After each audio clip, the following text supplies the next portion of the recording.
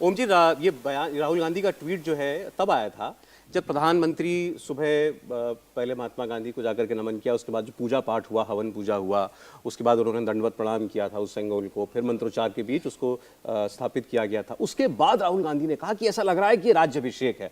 और मैं उस वक्त सोशल मीडिया देख रहा था, बहुत से लोगों ने कहा कि देखिए ऐसा लग रहा है जैसे कि प्रिंस चार्ल्स जब उनका कोरोनेशन हो रहा था तो मोदी जी कुछ वैसे ही दिखाई दे रहे हैं। तो कुछ तो मैसेज इसमें छिपा है जो देने की कोशिश कर रही है।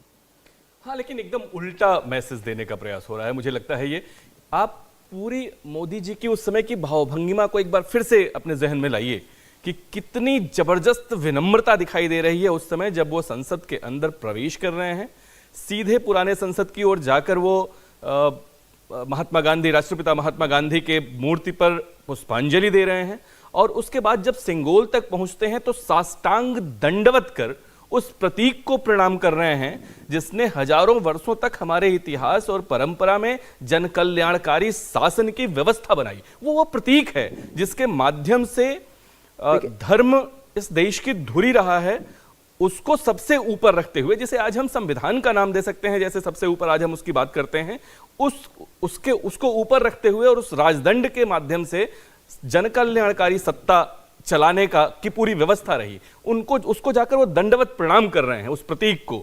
ये एक बड़ा मैसेज है पूरे देश के लिए। दूसरे, इसमें एक चर्चा हो रही थी कि कहीं कहीं ये ब्राह्मणवादी ब्राह्मणिकल जो कल्चर है उसको लाने का प्रयास हो रहा है, उसको डोमिनेट करने का प्रयास किया जा रहा है। आप देखिए ना कि देश की एक एक जो मत पंथ संप्रदाय हैं, उनके प्रतिनिधि और उनकी पूजा पद्धति का किस तरह से समावेश किया गया। निश्चित रूप से शुरुआत इसकी की गई है सनातन पद्धति के आधार पर, क्योंकि वो पीछे उसी का हिस्सा है जिसकी पृष्ठभूमि पर हम इसको लेके आगे बढ़ रहे हैं। लेकिन फिर इस्लाम, क्रिश्चियनिटी, बुद्धिज्म, सिखिज्म, जैन, जरथुस्ट्र, पारसी, जितने भी मतपंथ संप्रदाय हैं देश में, सबको पर्याप्त प्रतिनिधित्व वहां पर मिला है। नहीं, दिक्कत यह है कि हर चीज के केंद्र में मोदी जी हैं। ये बात इसलिए उठी कि भाई ये राजतिलक जैसा लग रहा है, क्योंकि हवन में मोदी जी बैठे हुए हैं, उसके बाद फिर दंडवत भी मोदी जी कर रहे हैं, उसके बाद सिंगोल को ले जा भी मोदी जी रहे हैं।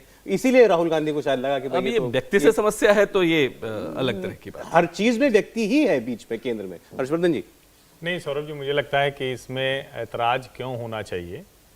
लोकतंत्र में जनता का आदेश, और मैं बार बार ये बात कह रहा हूं, इसको विपक्ष के लोग भी सुने। मैं तो कहता हूं ना कि मिडनाइट स्पीच किसने दी थी? क्या डॉक्टर राजेंद्र प्रसाद जी ने दी थी? नहीं दी थी। क्यों नहीं दी थी? क्योंकि उस वक्त leader of the mandate Pandit Jawaharlal Nehru थे। अगर हम इसकी तुलना करने लगेंगे, और मैं तो कहता हूं कि आज राष्ट्रपति महोदया का संदेश पढ़ा राज्यसभा के उपसभापति हरिवंश जी ने, लेकिन अगर आप सोचिए कि राष्ट्रपति संदेश पढ़े प्रधानमंत्री का, यह संभव है क्या? लेकिन मॉस्को में इंडिया फेस्टिवल में यह हुआ।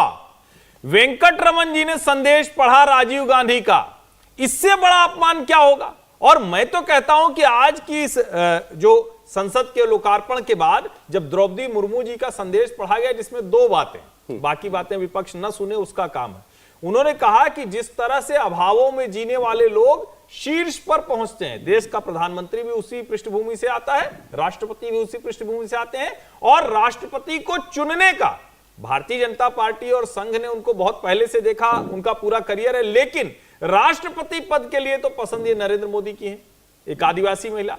दूसरा, उन्होंने कहा कि स्वस्थ वाद विवाद की परंपरा इस संसद में होनी चाहिए, और उन्होंने यह भी कहा कि हमें अच्छा लगा कि प्रधानमंत्री नरेंद्र मोदी इसका उद्घाटन कर रहे हैं, अब तो विवाद बंद कर देते। लेकिन आप जो सवाल पूछ रहे हैं उसका मैं उत्तर देता हूं।